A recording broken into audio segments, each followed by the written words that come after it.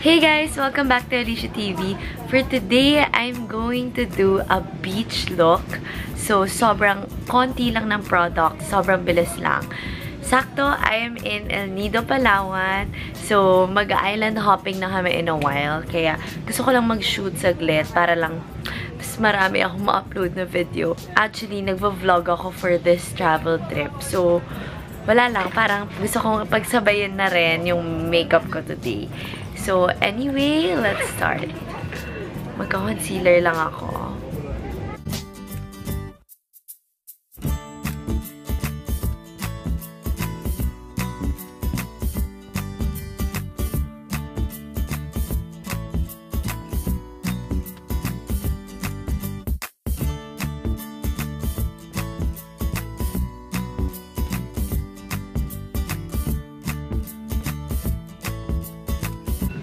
I'm so sleepy.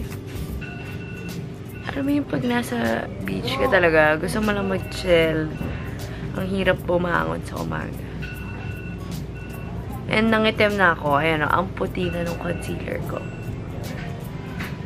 So, yung mga natirang products, kinakalat ko lang sa face. Lip and cheek tint. And then my synthetic brush.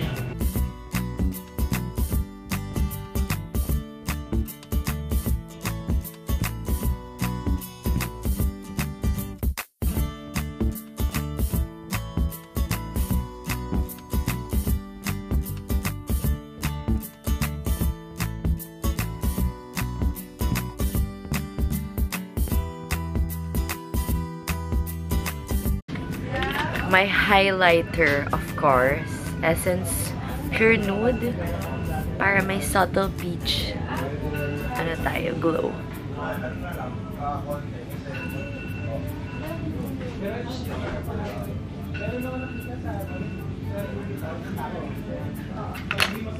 And then brows.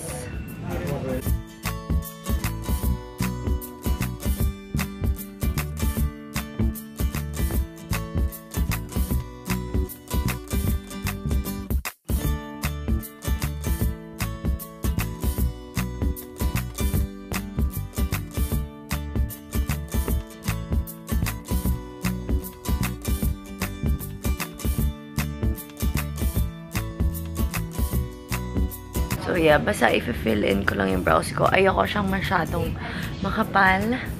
I just want it to be natural.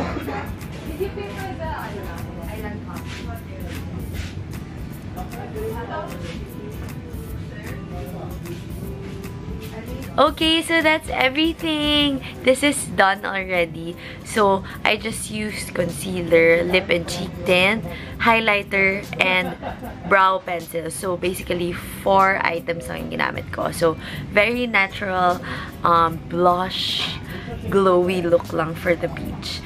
So, I hope you guys enjoyed this video. Give this video a thumbs up if you like it. Comment down below what you think. And I hope to see you guys soon. Bye!